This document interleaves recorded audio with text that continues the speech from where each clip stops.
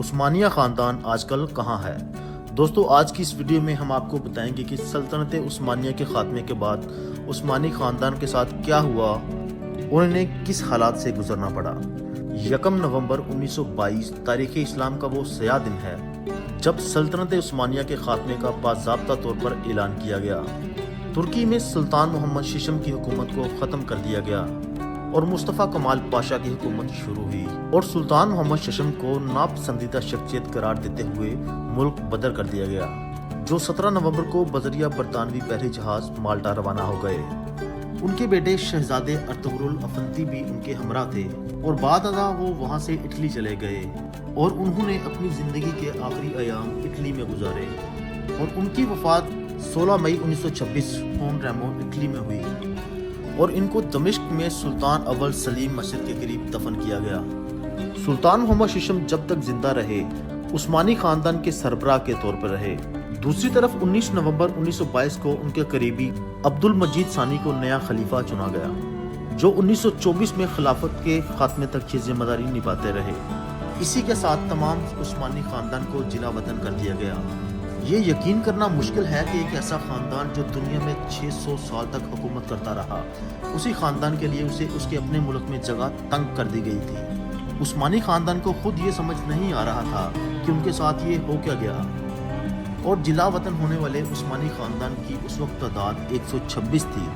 ان میں سلطان کے ساتھ بہت سے شہزادے، شہزادیاں اور ازواج وغیرہ شامل تھے، اور کچھ نوکر وغیرہ بھی ان کے ساتھ تھے جو اپنے مالکوں کا ساتھ کبھی نہیں چھوڑنا چاہتے تھے۔ اسی کے ساتھ اس خاندان کے تمام داماد بھی جلا وطن کر دیے گئے۔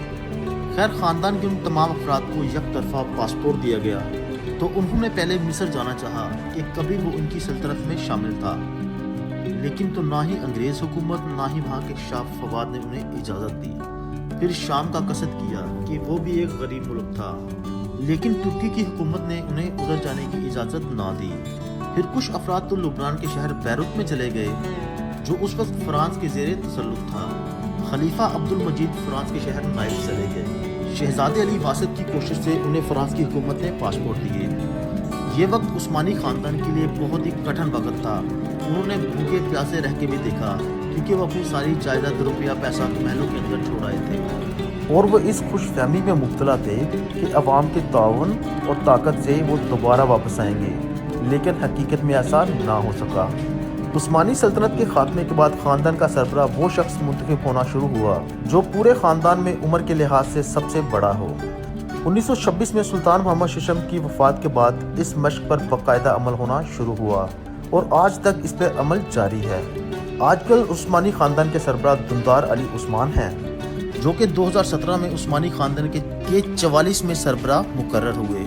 آپ سلطان عبد الحمید دوم کے پڑپوتے اور شہزادہ محمد سلیم کے بیٹے ہیں۔ آج کل آپ اپنے خاندان کے ساتھ دمشق، شام میں مقیم ہیں۔ 1954 میں عثمانی خاندان کی خواتین کو ترکی میں آ کے رہنے کی اجازت مل چکی تھی اور 1974 کو مردوں کو بھی ترکی میں رہنے کی اجازت مل گئی تھی، لیکن خاندان کے بعض افراد نے ترکی سے باہر رہنا پسند کیا۔ آج کل عثمانی خاندان مختلف ملکوں میں پھیلا ہوا ہے، جن میں امریکہ، ہنگری، فرانس، شام اور ترکی وغیرہ شامل ہیں۔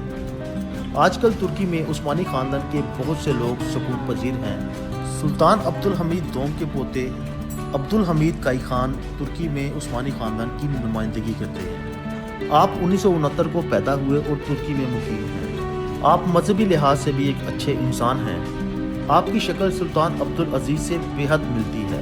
آپ وہی ہیں جنہوں نے ٹیمز اور محتسم سیریز پر کیس بھی کروایا کہ یہ ہماری تاریخ کو خراب کر کے غلط انداز میں پیش کر رہے ہیں، لیکن اس کا کوئی خاطر خواہ فائدہ نہیں ہوا، کیونکہ وہ ہر چیز کے شروع اور آخر میں کہتے ہیں کہ یہ فکشن ہے جس کا تاریخ سے کوئی تعلق نہیں۔ پھر بھی ہم میں سے اکثر افراد اسے درست مان کر عثمانی سلاطین کو برا بھلا کہتے ہیں۔ کچھ مزید افراد میں سے شہزادی نیل خان عثمانی، ناز عثمانی اور شہزادے یو سلیم عثمانی بھی ترکی میں مقیم ہیں، اور یہ تینوں سلطنت عثمانیہ کے 34ویں سلطان عبد الحمید دوم کی نسل میں سے ہیں۔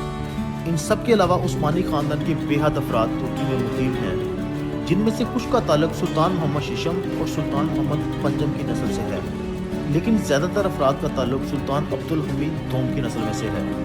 یہ خاندان اب اتنا وسیع ہو چکا ہے کہ سب کے بارے میں اس ویڈیو میں بتانا ناممکن ہے۔